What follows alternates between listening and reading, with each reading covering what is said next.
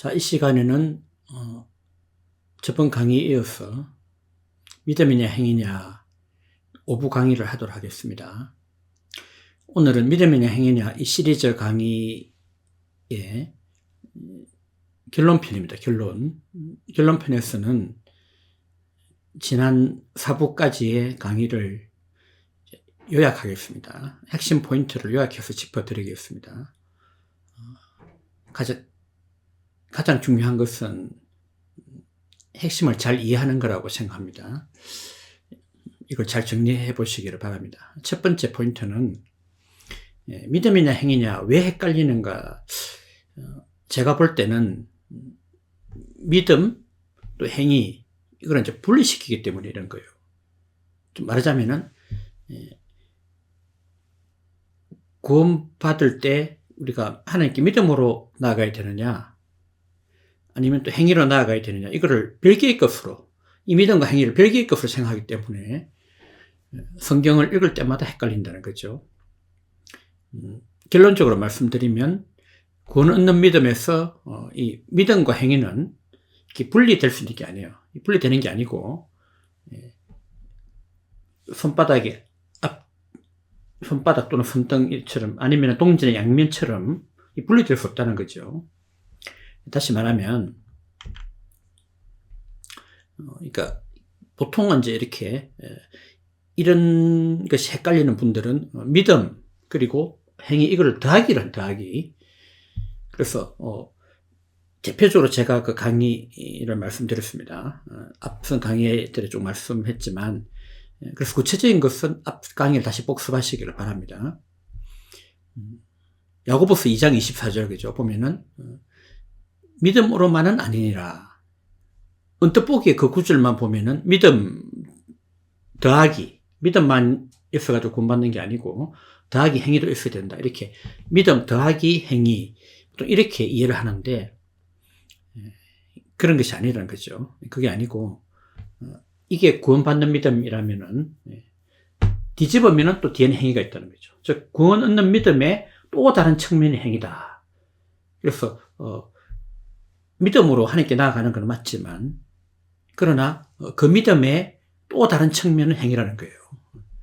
즉 그래서 이 구원과 믿음을 분리해서 생각하면은 기독교 정통 교리와도 맞지도 않고 또 성경을 읽을 때도 헷갈리는 것이 더 증가할 뿐입니다.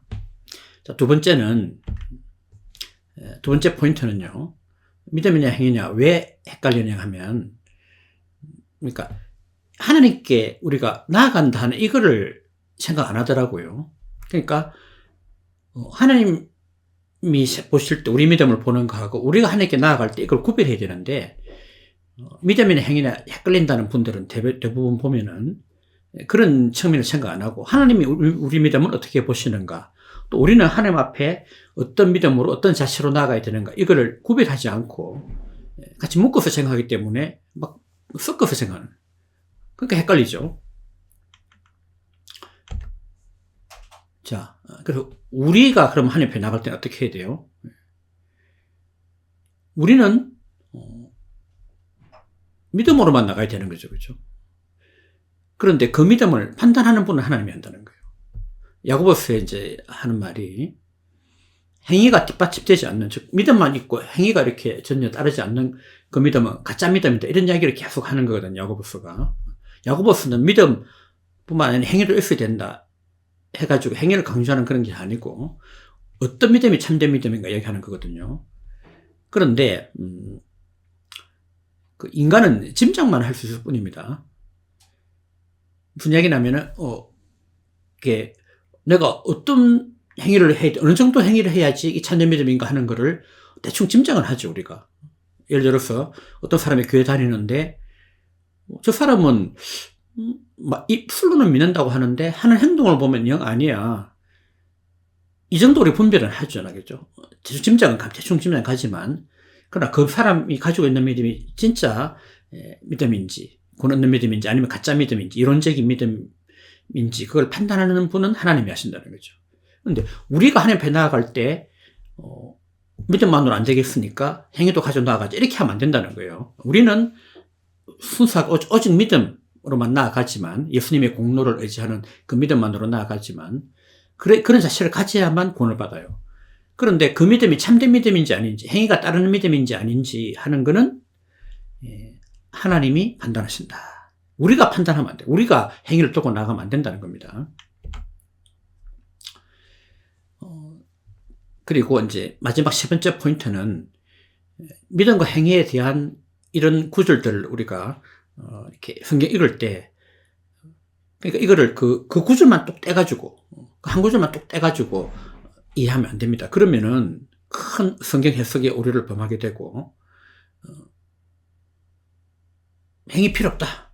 믿음만 있으면, 그러니까 행위가 아무 뒷받침되지 않는 그런 믿음. 이걸 또 이렇게 전에 그런 걸 주장하면 그런 아주 가짜 믿음이잖아요. 그런 거 가지고 공부한다고 착각을 할 수도 있고, 또는 믿음 더하기 행위, 아까 말했지만은 믿음뿐만 아니라 행위도 있어야 되는데 착각할 수 있는 거예요. 그러나 정말 그 믿음과 행위에 이런 논란이 될 수 있을 만한 그 구절들이 과연 어떤 문맥에서 어떤 의도로 쓰여졌냐 하는 것을 봐야 돼요. 그 한 구절만 보면 안 됩니다. 그리고 성경 전체 흐름을 봐야죠.